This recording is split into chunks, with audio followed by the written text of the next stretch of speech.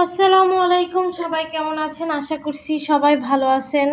তো আজকে আমি রান্না করলাম এই যে গরুর মাংস, একটু ঝোল নিয়ে নিই আর পিস মাংস নিলাম। আর এই তো সবাই চলে আসেন পোলাও আর গরুর মাংস খেতে। আমি আসলে সবাইকে দিয়ে খেতে খুব পছন্দ করি। তো সবাই চলে আসেন, ঠিক আছে? আমি বাইরের আবহাওয়াটা দেখছিলাম আর এই যে হাড্ডিটা খাচ্ছিলাম।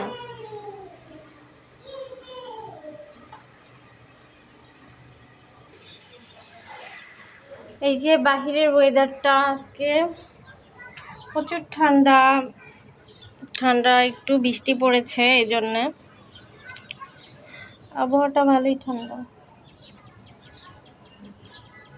ভালো লাগতেছে আসলে এখানে দাঁড়িয়ে।